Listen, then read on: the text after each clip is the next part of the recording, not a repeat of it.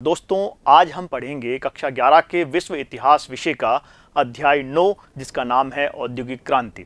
दोस्तों, इससे पहले हम इकाई 3 में 3 अध्यायों का अध्ययन कर चुके हैं, जिसमें हमने अध्याय 6, अध्याय 7 और अध्याय 8 का अध्ययन किया था। आज हम जिस इकाई की बात कर रहे हैं वो है इकाई 4 और इस इकाई में हम मुख्य रूप से अध्याय 9, अध्याय 10 और अध्याय 11 का अध्ययन करेंगे।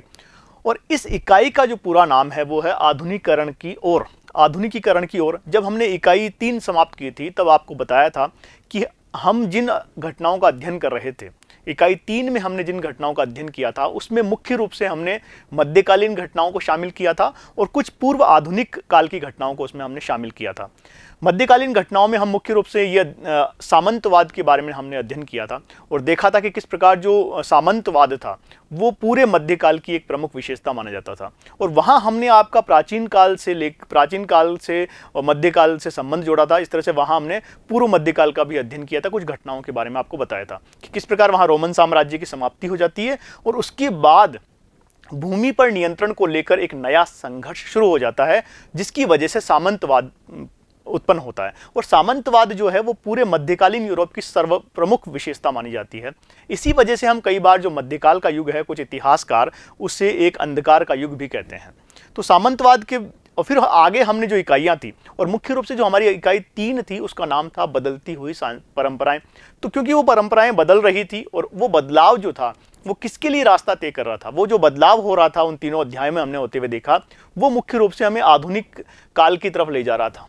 और हमने आपको बार बार बताया था कि जो इतिहास है वो एक बहती हुई नदी के समान होता है। दोस्तों, आप किसी भी घटना को अलग करके नहीं देख सकते। हमें जब घटनाओं का अध्ययन करना होता है तो उन्हें आपस में हमें जोड़ना पड़ता है।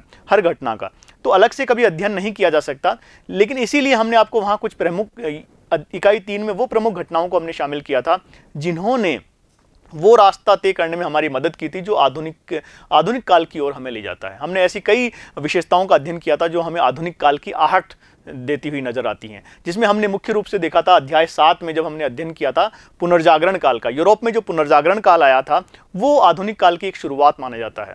उसकी कई घटनाएं जो थी वो आधुनिक काल की शुरुआत मानी जाती है। पुनर्जागरण काल का मतलब मुख्य रूप से हमने ये देखा था कि किस प्रकार यूरोप में सांस्कृतिक जो बदलाव आए उनमें मुख्य रूप से जो रोमन और यूनानी जो सभ्यता थी उसकी जो प्रमुख विशेषताएं थी वो दोबारा हमें यूरोप के समाज में दिखाई देती है। इसके अलावा कुछ नए परिवर्तन भी हमें वहाँ होते हुए दिखाई देते हैं।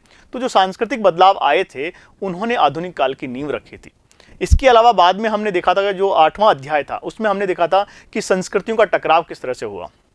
जब भौगोलिक खोजें हुई दोस्तों, जब भौगोलिक खोजों की जब शुरुआत हुई थी तो उस समय हमने देखा था कि यूरोप के जो देश थे वो किस प्रकार एक नई दुनिया की खोज करते हैं और जब वहाँ पहुँचते हैं और उनका वहाँ की जो मूल संस्कृतियाँ थी उनसे उनका टकराव होता है। तो इस प्रकार उस पूरे इकाई में हमने देखा है कि किस प्रकार मध्यकाल से हम पूर्व आधुनिक काल की ओर चले और पूर्व आधुनिक काल के बाद अब जो इकाई का अध्ययन हम करने जा रहे हैं वो है हमारी मुख्य रूप से एक आधुनिक काल की इकाई है पूरी, यानी आधुनिकीकरण की ओर, यानी हम अब आधुनिकीकरण की ओर बढ़ रहे हैं आखिर। और इतिहास में हम देखते हैं दोस्तों कि विशेषकर जो 15वीं शताब्दी है उसके बाद ऐसी बहुत सी घटनाएं होती हैं जो आधुनिक काल का हमें विशेषताएं दिखाई देती है, जिनमें इन घटनाओं में हम मुख्य रूप से शामिल कर सकते हैं कि पुनर्जागरण काल को हम शामिल कर सकते हैं। इसके अलावा जो भौगोलिक खोजें थी उनको हम शामिल कर सकते हैं। विज्ञान और प्रौद्योगिकी के क्षेत्र में जो परिवर्तन आए उनको हम शामिल कर सकते हैं। और भी 2 प्रमुख विशेषताएं इस काल की रहेंगी दोस्तों, या आधुनिक काल की 2 प्रमुख विशेषताएं रही है और 2 ऐसी महत्वपूर्ण घटनाएं हैं जो आधुनिक काल की विशेषता मानी जाती है। एक तो है औद्योगिक क्रांति और दूसरा है राजनीतिक क्रांतियाँ। भौगोलिक खोजों के बाद कई राजनीतिक क्रांतियां हुई थी, जैसे कि फ्रांस की क्रांति को हम शामिल कर सकते हैं, अमेरिका की क्रांति को हम शामिल कर सकते हैं। इन क्रांतियों के माध्यम से इन देशों में लोकतंत्र की स्थापना करने का प्रयास किया गया था। और एक जो सबसे महत्वपूर्ण विशेषता थी औद्योगिक क्रांति, ये पूरे उद्योग और अर्थव्यवस्था में एक बड़ा परिवर्तन लेके आई थी। और इसकी शुरुआत हम देखते हैं जो ब्रिटेन है, जो इंग्लैंड या ब्रिटेन जिसे आप कह सकते हैं, वहां से इसकी शुरुआत होती है। तो इकाई 4 को इसलिए हमने नाम दिया क्योंकि यहाँ हमने केवल अध्याय जो 9वां अध्याय है इसमें हमने केवल आपकी एक जो घटना है उसको शामिल किया है, वो है औद्योगिक क्रांति। औद्योगिक क्रांति की जो घटना वो हम यहाँ पर केवल ले रहे हैं और उसमें ये देखेंगे कि किस प्रकार पूरे यूरोप में जो ब्रिटेन है वो इस पूरी औद्योगिक क्रांति का अगुवा बनता है और ये किस प्रकार से बाकी देशों में फैलती है और आधुनिक काल की ओर हमें ले जाती है। और इस इकाई में हम मुख्य रूप से देख रहे हैं कि 18वीं से लेकर 20वीं शताब्दी तक का अध्ययन, लगभग हम 300 वर्षों का अध्ययन इस इकाई में करने जा रहे हैं। यानी 18वीं से लेकर 20वीं सदी, यानी 1700 ईस्वी से लेकर हमारा जो अध्ययन का काल रहेगा वो 1700 से लेकर 2000 ईस्वी तक रहेगा। इन 300 वर्षों में इतिहास में कौन कौन सी घटनाएं घटी थी, उनका अध्ययन हम इस इकाई 4 में करने जा रहे हैं। और इस इकाई में हमने मुख्य रूप से, जैसा आपको बताया, 3 अध्यायों को शामिल किया है। लेकिन पहले देख लेते हैं और कौन कौन सी विशेषताएं, आधुनिक विश्व का निर्माण करने वाली घटनाएं जो है उसमें हम इनमें शामिल करेंगे। हम देखेंगे कि किस प्रकार औद्योगिक क्रांति हुई, वो केवल 2 चरणों में हुई थी। पहले चरण में जहां वो ब्रिटेन में हुई है, दूसरे चरण में वो यूएसए, जिसे हम अमेरिका कहते हैं या संयुक्त राज्य अमेरिका कहते हैं, वहां होती है और जर्मनी इसका अगुवा बनता है। तो इस विश्व के इतिहास को बदलने वाली जो प्रमुख घटनाएं, उनके बारे में अध्ययन करेंगे। इसके अलावा हम इस दौरान ये भी देखेंगे कि इस प्रकार जो अफ्रीका था, वहाँ का जो दास व्यापार था उसमें वृद्धि हुई थी और उसकी वजह से वहाँ उसकी सबसे बड़ी वजह वहाँ पर उपनिवेशिक शासन की स्थापना थी, जिसका थोड़ा बहुत अध्ययन हम 8वें अध्याय में भी कर चुके हैं। दक्षिण अफ्रीका में रंगभेद के शासन की शुरुआत किस तरह से होती है, इसका भी हम अध्ययन करेंगे। इसके अलावा यूरोप में सामाजिक जो आंदोलन होते हैं इन्हीं दौरान, वो हम अध्ययन करेंगे। उपनिवेशीकरण की जो प्रक्रिया है वो शुरू होती है इस 18वीं शताब्दी में और लगभग वो पूरे विश्व में फैल जाती है, इस बात का अध्ययन करेंगे। इसके अलावा देखेंगे कि जनतंत्रीय और उपनिवेश विरोधी जो आंदोलन शुरू हुए, जहां एक तरफ औपनिवेशिक शासन की स्थापना होती है, वहीं हम 19वीं शताब्दी के शुरुआती दौर में और 20वीं शताब्दी के शुरुआती दौर में देखेंगे कि किस तरह से बड़े जो देश हैं, विशेषकर भारत को उसमें शामिल कर सकते हैं, चीन को शामिल कर सकते हैं, वहां उपनिवेशवादी शासन के विरुद्ध एक जन आंदोलन शुरू होता है और वो जन आंदोलन जो है वो साम्राज्यिक शक्तियों को उखाड़ फेंकता है और यहाँ पर साम्राज्यिक शक्तियों का विस्तार की कहानी भी साथ साथ कही जाएगी। अब हम देखते हैं कि जो इस इकाई में 3 अध्याय हमारे पास शामिल हैं, एक तो अध्याय 9, अध्याय 10 और अध्याय 11। याद रखिएगा, हम आपको बार बार बता रहे हैं कि हम एक अनुभाग 4, जो अंतिम अनुभाग है हमारे इस पूरे पुस्तक का, जिसका नाम है विश्व इतिहास के कुछ विषय, 11वीं कक्षा की जो पुस्तक है, इसमें 3 अध्याय हम ले रहे हैं, या विषय कह सकते हैं आप। 3 विषय शामिल हैं, विषय 9, विषय 10 और विषय 11।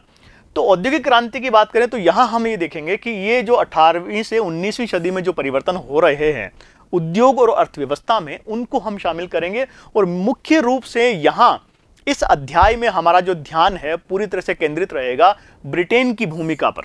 यहां हम केवल जो प्रथम औद्योगिक क्रांति है उसी की बात करने जा रहे हैं, याद रखिएगा, प्रथम औद्योगिक क्रांति। अब औद्योगिक क्रांति, प्रथम औद्योगिक क्रांति जो है वो ब्रिटेन की अगुवाई में हुई है और इसका जो काल है मुख्य रूप से 18वीं से 19वीं शताब्दी माना जाता है। हम ये कह सकते हैं कि 1760 से लेकर अगर आप आगे बढ़ेंगे 1850 तक, तो ये जो पूरा काल है ये औद्योगिक चरण, जो औद्योगिक क्रांति, उसका प्रथम चरण माना जाता है। और इसके बाद का जो काल है दूसरा चरण माना जाता है 1850 के बाद। 1850 से लेकर जो आगे का जो चरण है वो इसका द्वितीय चरण माना जाता है औद्योगिक क्रांति का। तो याद रखिए 2 चरणों में औद्योगिक क्रांति हुई है और ये जो क्रांति है ये आज भी जारी, ऐसा मानते हैं कि ये क्रांति जो है, इसीलिए कई बार जो इतिहासकार है इसे क्रांति कहने से परहेज करते हैं और कई इतिहासकार इस शब्द पर भी आपत्ति उठाते हैं कि क्या वाकई में क्रांति थी, क्योंकि औद्योगिक विकास जो है वो एक प्रक्रिया के रूप में हो रहा है। तो यहाँ प्रथम चरण है 1760 से लेकर 1850, जिसकी अगुवाई कौन कर रहा है, ब्रिटेन कर रहा है। इसके बाद हम देखते हैं 1850 के बाद जो लगातार औद्योगिक विकास हो रहा है या जो क्रांति हो रही है, उसका जो अगुवाई है वो हम देखेंगे कि कौन करेगा, जर्मनी और अमेरिका। जर्मनी और अमेरिका की जो है, यानी जिसे हम यूएसए कहते हैं, उसकी अगुवाई में जो दूसरा चरण है औद्योगिक क्रांति का वो शुरू होता है। और जहां औद्योगिक क्रांति का जो पहला चरण है उसमें मुख्य रूप से कोयला उद्योग, लौह उद्योग, वस्त्र उद्योग की प्रमुख भूमिका होती है, रेलवे का आविष्कार होता है। वहीं दूसरा जो चरण है वो मुख्य रूप से रसायन और बिजली उत्पादन को समर्पित माना गया है।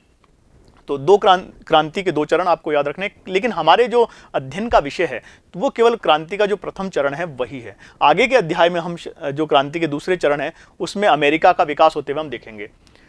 इसके जो प्रमुख क्षेत्र अभी हमने आपको बताया कि कोयला क्षेत्र है, लोहा, सूती वस्त्र उद्योग, इनको हम शामिल कर रहे हैं मुख्य रूप से। और मुख्य रूप से हम देखें कोयला और जो लोहा और वस्त्र उद्योग जो है वही केवल प्रथम चरण की विशेषता मानी जाती है, उनमें जो क्रांति हो रही है वो विशेषता मानी जाती है। लेकिन जो दूसरी जो हम देखते हैं रेलवे के विकास के साथ, जब परिवहन के साधन के रूप में रेलवे का विकास होता है तो दूसरा चरण शुरू होता है औद्योगिक क्रांति का वहां पर। अब इसके मूल निवासियों का विस्थापन की बात हम करें, जो मूल निवासी है उनका विस्थापन। इसके बाद जो अगली, ये तो था दोस्तों विषय 9। विषय 9 जो है उसमें हम बात करेंगे औद्योगिक क्रांति की, या अध्याय 9 भी आप कह सकते हैं, कुछ भी। अब जो हमारा विषय 10 है या अध्याय 10 है, यह है विषय 10 या अध्याय 10। इसमें आप क्या पढ़ने जा रहे हैं? इसमें हम पढ़ेंगे जो मूल निवासियों का विस्थापन किस प्रकार से हुआ। जब औपनिवेशिक शासन की स्थापना की गई, यूरोप के कई देशों ने जब ना केवल नई दुनिया जिसे हमने अमेरिका महाद्वीप कहा था, वहां पर अपने उपनिवेश स्थापित किए थे। पिछले अध्याय में हमने इसके बारे में अध्ययन किया था। इसके अलावा ऑस्ट्रेलिया में भी जाके जब वहां के औपनिवेशिक शासन की स्थापना होती है, यूरोपीय देश के लोग वहां पहुंचते हैं, तो किस प्रकार वहां के जो मूल निवासी थे उन्हें किस तरह की समस्याओं का सामना करना पड़ा और किस प्रकार उनका पूरी तरह से विस्थापन कर दिया गया। अमेरिका और ऑस्ट्रेलिया में यूरोपीय उपनिवेशों की स्थापना और उनका जो स्थानीय लोग थे उनसे किस प्रकार संघर्ष होता है और उनका किस प्रकार से वहां पर विस्थापन होना शुरू हो जाता है, इसके बारे में हम विषय 10 या अध्याय 10 में अध्ययन करेंगे। अब देखते हैं कि जो विषय नंबर 11 जो है आपका विषय 11, उसमें हम किस बात पर चर्चा करेंगे। विषय 11 या अध्याय 11 कुछ भी कह सकते हैं। इसमें हम, जिसका नाम है आधुनिकीकरण के रास्ते, इसमें हम मुख्य रूप से जो हमारा पूरा ध्यान है वो हम केंद्रित करेंगे जापान और चीन पर। जापान और चीन के संदर्भ में हम अध्ययन करेंगे इस अध्याय के अंदर। औपनिवेशिक शासन के जो 2 रूप थे उनके बारे में अध्ययन करेंगे। हम देखेंगे कि कहाँ जिस प्रकार से जापान जो है वो हमेशा औपनिवेशिक नियंत्रण से सदैव मुक्त रहा था और उसने किस प्रकार से आर्थिक प्रगति की थी। सब देशों की तुलना में बहुत जल्दी उसने आर्थिक प्रगति शुरू कर ली थी। तो औपनिवेशिक नियंत्रण से किस प्रकार से जापान जो था मुक्त था और किस प्रकार उसने 20वीं सदी में जापान की उन्नति और आर्थिक प्रौद्योगिकी की वजह से वो एक ऊंचाई पर पहुंचा। और आज भी दोस्तों जापान अपनी इस स्थिति में है। दुनिया की जो प्रमुख अर्थव्यवस्थाएं हैं उनमें जापान का नाम आज भी शामिल है। लेकिन ये जो जापान की शुरुआत है, जापान की अर्थव्यवस्था में ये जो शुरुआत हुई थी, ये बढ़ोतरी की या विकास की जो शुरुआत है, ये हम देखते हैं कि 20वीं शताब्दी के शुरू के दशकों में शुरू हो जाती है। और जब दुनिया के देश शायद इस बारे में विचार भी नहीं कर रहे थे, तो उस जमाने में 1910 के आसपास जापान ने क्या किया था, जो प्राथमिक शिक्षा थी, जापान ने प्राथमिक शिक्षा ना केवल अनिवार्य कर दी बल्कि शुल्क मुक्त भी कर दी पूरी तरह से। तो जापान जो है उसने ये जो आधुनिकीकरण के जो रास्ते हैं बहुत जल्दी तय कर लिए थे। इसके अलावा एक और बात हम देखते हैं कि जापान जो है ना केवल औपनिवेशिक नियंत्रण से मुक्त रहा बल्कि एक जमाने में इसने ये भी कोशिश की कि औपनिवेशिक जो सत्ता स्थापित करने की कोशिश की, विशेषकर चीन में, उत्तरी कोरिया के अंदर, दक्षिणी कोरिया में उसने अपने औपनिवेशिक स्थापना करने की कोशिश की थी। और इसी की परिणति हम देखते हैं 1945 में जाकर, या 1939 से लेकर 1945 का जो द्वितीय विश्व युद्ध हुआ था, उसमें किस प्रकार जापान ने एक बहुत महत्वपूर्ण भूमिका निभाई थी। उसमें जो जापान की भूमिका थी वो हालांकि नकारात्मक भूमिका, लेकिन जापान अपने आप में इतनी बड़ी शक्ति था कि उसने उसे प्रेरित किया इस युद्ध में लड़ने के लिए। तो जापान की द्वितीय विश्व युद्ध में जो भूमिका थी उसके ऊपर हम चर्चा करेंगे और किस प्रकार ये इसने औपनिवेशिक शासन से अपने आप को मुक्त रखा और किस प्रकार से एक आर्थिक प्रगति की, उस पर हमारा ध्यान केंद्रित रहेगा। इसके अलावा हमारा ध्यान चीन पर भी केंद्रित रहेगा इस अध्याय में मुख्य रूप से। तो चीन किस प्रकार, दोस्तों चीन जो एक बड़ी प्राचीन सभ्यता रहा था, लेकिन औपनिवेशिक चुनौतियां इसने हमेशा महसूस की, इसे हमेशा औपनिवेशिक शक्तियों का सामना करना पड़ा। और इसके अलावा ना केवल औपनिवेशिक शासन का सामना इसने किया बल्कि जो यहाँ का जो सामंत वर्ग था उसकी जो कमी, सामंतवाद जो था यहाँ का, उसकी भी कमियों का सामना चीन के जो लोग थे उन्हें करना पड़ा। और बाद में किस प्रकार चीन ने इनका प्रतिरोध किया। चीन का जो प्रतिरोध है वो मुख्य रूप से साम्यवाद के साथ हम देख सकते हैं किस प्रकार जो वहाँ की साम्यवादी क्रांति हुई है, विशेषकर 1930 और 1939 में, 1949 ईस्वी में किस प्रकार 1930 ईस्वी में वहाँ साम्यवादी दलों की स्थापना होती है, जिनकी जो प्रमुख ताकत थी वो वहाँ के किसान और मजदूर वर्ग थे। और किस प्रकार चीन ने वहाँ से जो राष्ट्रवादी शक्तियाँ थी उन्हें उखाड़ फेंका था। तो 1939 में चीन जिस तरह से साम्यवादी क्रांति होती है और वो एक स्वतंत्र राष्ट्र के रूप में हमारे सामने आता है और उसके बाद वो लगातार उन्नति करता हुआ दिखाई देता है। और सन 2000 तक का जो इतिहास हम इस पूरे इकाई में अध्ययन हम कर रहे हैं उसमें देखेंगे कि किस प्रकार जो आज चीन है वो एक आर्थिक महाशक्ति बन चुका है, सबसे बड़ी शक्ति बन चुका है। तो इस प्रकार आधुनिकीकरण के जो रास्ते हैं उसमें हमारा पूरा ध्यान मुख्य रूप से चीन और जापान पर केंद्रित रहेगा। तो दोस्तों इस प्रकार आज की इकाई में, जो इकाई 1 है, इसमें हमने आधुनिकीकरण के रास्ते, जो हमारी इकाई हमने शुरू की है, यानी हमारा जो अंतिम इकाई है या हमारा जो अंतिम अनुभाग 4 है, उसमें हम किन किन चीज़ों का अध्ययन करेंगे उसका एक परिचय हमने आपको देने का प्रयास किया है और आपको बताया कि जो आगे के 3 अध्याय हैं उसमें आप क्या क्या अध्ययन करेंगे। इसलिए ध्यान रखिएगा, आपको उन अध्यायों में जब हम देंगे तो ये जो पृष्ठभूमि आज हमने आपके लिए तैयार की है, एक जोड़ने का प्रयास आपको किया है, बाकी जो पिछली इकाई 3 से इकाई 4 को जोड़ने का प्रयास किया है और ये बताया है कि हम क्या क्या अध्ययन करेंगे। तो अब अगला जो भाग है उसमें हम अध्याय 9 शुरू करेंगे और उसका पहले भाग भाग में हम देखेंगे कि वो अध्याय में हम किन किन बातों का अध्ययन करेंगे और ब्रिटेन में इस तरह की शुरुआत किस तरह से होती है इस औद्योगिक क्रांति की। तब तक के लिए धन्यवाद।